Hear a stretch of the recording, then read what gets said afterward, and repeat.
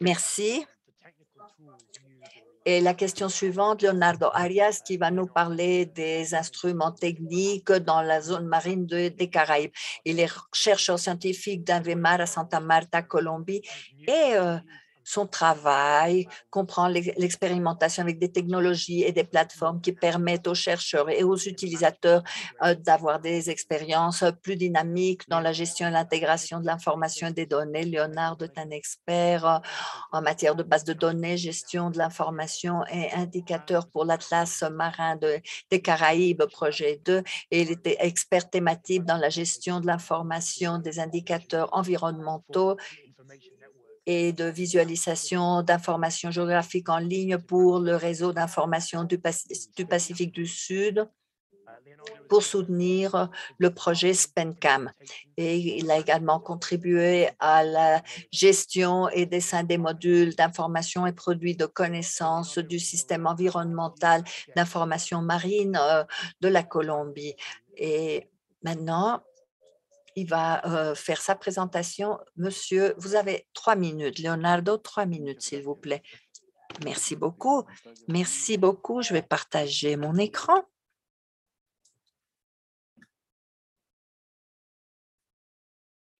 Ok. Hablar del Atlas Marino. Parler de l'Atlas marin des Caraïbes. Bon, conceptuellement, l'idée a déjà été présentée par mon collègue Garcia.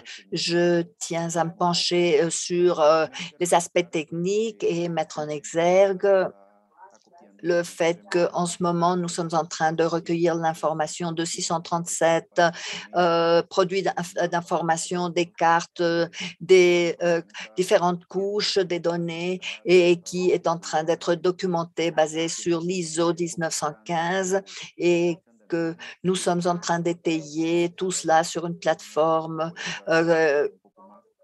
appelé GeoNode. Je vais l'expliquer un peu plus pour permettre aux pays qui font partie de ce réseau de l'Atlas de la Caraïbe, qui soient les gestionnaires, leurs propres gestionnaires de contenu pour décider quelle sera l'information à publier, tout en appliquant des contrôles de qualité, des protocoles qui ont déjà été définis par tous les partenaires et avec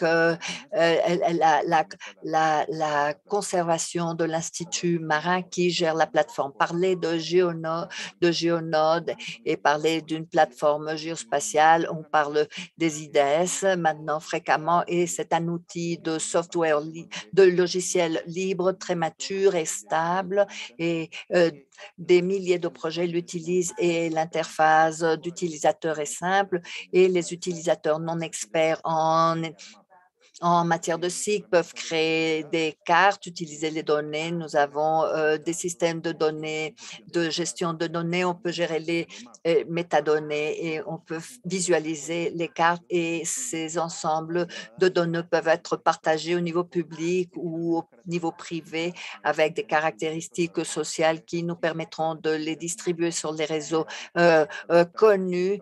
Et suivant ce que Tania nous a dit, nous sommes en train de créer une communauté d'utilisateurs pour gérer ce type de données et les utiliser. Ce qui est intéressant, c'est une plateforme flexible et son logiciel peut être modifié, étendu et nous avons une courbe qui a été de développement très rapide, qui a évolué rapidement, très rapidement et sur une période de 5 ans, cet outil a évolué à 100%, 200% et nous avons le langage Phaeto, nous avons le langage Python, nous avons des données GeoServer, GeoWeb caché, nous pouvons utiliser PYCW et au niveau général, l'architecture de GeoNode a cet aspect-ci, cette apparence, comme vous le voyez sur l'écran, le noyau de base vers le haut. Nous avons toute une série d'éléments qui permettent la création de cette interface d'utilisateur et au niveau de la base de données, la plateforme peut par défaut utiliser le WPWC et utiliser ArcGIS ou ArcGIS Server ou PostgreSQL. Alors, tout cela a été installé sur la plateforme. Euh, les utilisateurs pourront l'utiliser de façon très simple.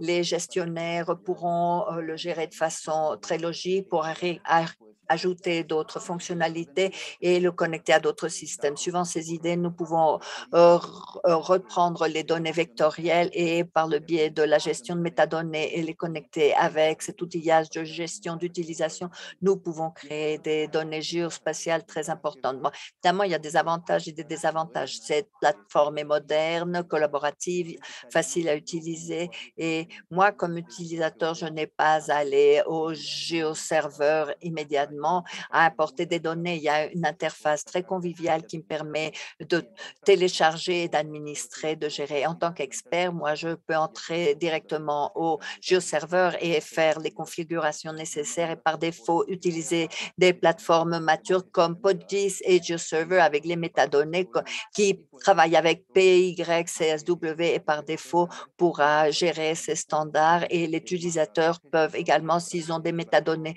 gérées sur d'autres plateformes, d'autres logiciels pourront les télécharger en utilisant le fichier XML.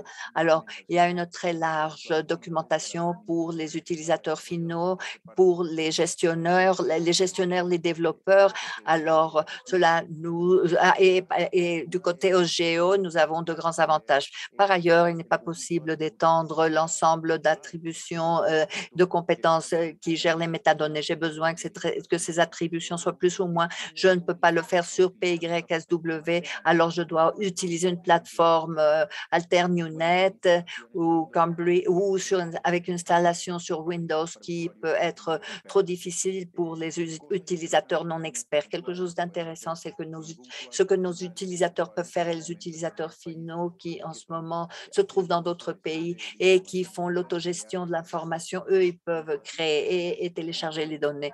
Et ce qui est intéressant, c'est que eux, ils peuvent le faire directement sur QGIS et à partir de QGIS, ils peuvent générer la représentation cartographique et graphique et le publier directement sur GeoNode, créer des cartes et sur les versions actuelles, ces cartes me permettent de créer des viseurs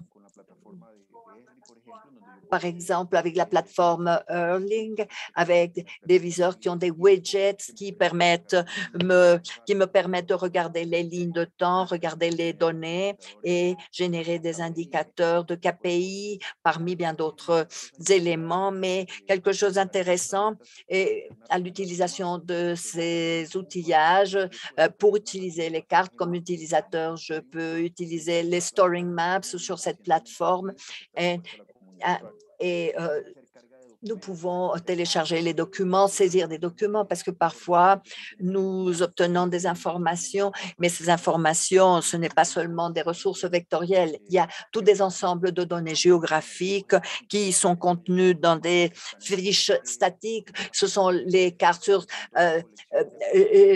JPG et des planches géographiques qui peuvent être mises à disposition sur la plateforme, en plus d'autres ressources et d'autres documents. On peut se connecter et faire de la récolte ou le harvesting, la collection de ressources à distance. Alors, faire que mon Atlas se connecte à un géoservice externe avec une thématique qui intéresse le projet et je peux me connecter, exposer les données par le biais de la plateforme.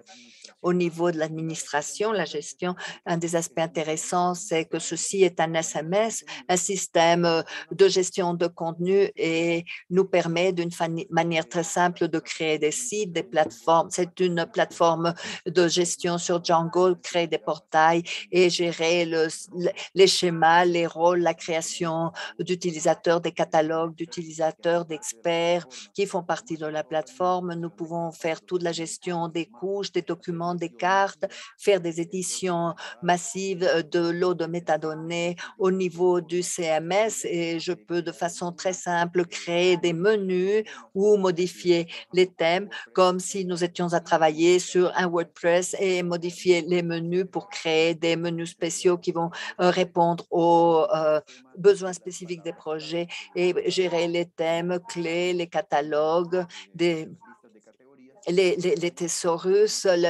thesaurus, et avoir une métrique du suivi qui vont nous permettre de savoir où se connectent les utilisateurs, quel type de ressources ils utilisent et également le comportement du logiciel qui pourvoit le service. Également sur la plateforme, on ne se limite pas au concept de stockage et le partage de données spatiales. On veut aller en deçà et on ébauche la possibilité de les publier pour que les partenaires utilisent cet outil pour calculer, publier et publier des indicateurs. Dans le projet, nous avons défini 10 indicateurs qu'on a publiés sur la plateforme. Je ne vais pas au détail, mais nous avons un workflow, un flux de travail. On identifie les besoins et on publie les indicateurs et pour la représentation, nous suivons un processus. Sur GeoNode, on expose les données au travers des API qu'on nous offre. Surtout, on connecte avec WFS dans certains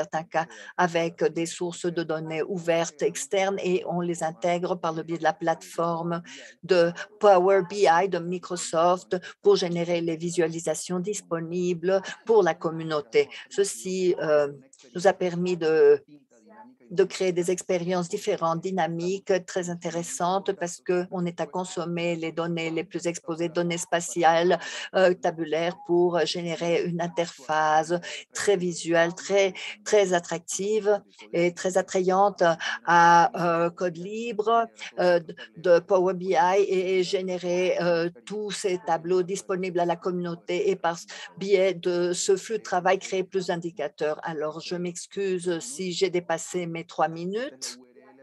Voici l'URL. Vous pourrez visiter l'Atlas et voici mon courriel et vous pourrez m'écrire également. Alors, je répondrai à toutes vos questions et à vos doutes avec grand plaisir. Ah, brillant, absolument fantastique. Bah, aucun problème avec le temps. Si vous avez des questions, si vous avez des questions à poser, nous avons 1 ou 2 minutes pour quelques questions, répondre à quelques questions.